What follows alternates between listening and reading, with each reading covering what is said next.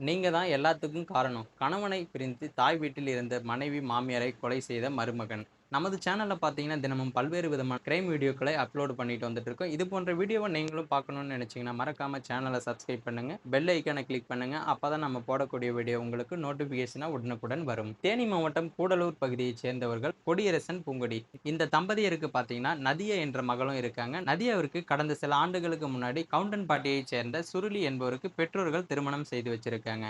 இந்த நிலையில கடந்த சில தினங்களுக்கு முன்பு சுருளிக்கும் நதியாவிற்கும் தகராறு ஏற்பட்டிருக்கு. அதனால நதியா தனது கணவனிடம் கோவிச்சுக்கிட்டு பார்த்தீங்கன்னா, தனது பெற்றோர் வீட்டிற்கும் வந்திருக்காங்க. தன்னுடைய மனைவிய நான் வீட்டுக்கு அழைச்சிட்டு போவதா சொல்லி சுருளி கூடலூருக்கு சென்றிருக்காரு. அப்போது மனைவியிடம் பேசிக் கொண்டிருந்தபோது இருவருக்கும் இடையே வாக்குவாதம் ஏற்பட்டிருக்கு. இதுல குறுக்கிட்ட நதியாவின் தாய் பூங்கொடி சுருளியை பேசி அவரது வீட்டிற்கு அனுப்பி வச்சிருக்காங்க. இதனால ஆத்திரம் அடைந்த சுருளி தனது மனைவியுடன் சேர்வதற்கு தனது மாமியார் தான் தடையாக இருக்காரு என நினைச்சு அவர் மீது கோபம் அடைஞ்சிருக்காரு. மீண்டும் ஒருமுறை சென்று சுருளி நதியாவிடம் வீட்டிற்கு வர சொல்லி அழைச்சிருக்காரு. அப்போது பூங்கொடிக்கும் சுருளிக்கும் இடையே கடும் வாக்குவாதம் ஏற்பட்டிருக்கு. இந்த நிலையில சுருளி மறைச்சு வச்சிருந்த கத்தியை எடுத்து பூங்கொடியை சரமாரியாக குத்திருக்காரு. இதுல அந்த பூங்கொடிக்கு பாத்தீங்கன்னா பலமாக காயமும் ஏற்பட்டிருக்கு. அலறி துடித்த பூங்கொடியை அக்கம் பக்கத்தினர் மீட்டு மருத்துவமனையில அனுமதிச்சிருக்காங்க. ஆனாலும் சிகிச்சை பலனின்றி பூங்கொடி உயிரிழந்திருக்காங்க.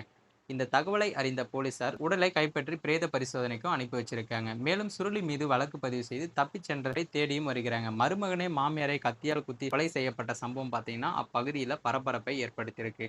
மேலும் இது போன்ற வீடியோக்களை உடனுக்குடன் காண மறக்காம நமது சேனலை சப்ஸ்கிரைப் பண்ணுங்க. வீடியோ பிடிச்சிருந்தா மற்றவங்களுக்கும் ஷேர் பண்ணுங்க.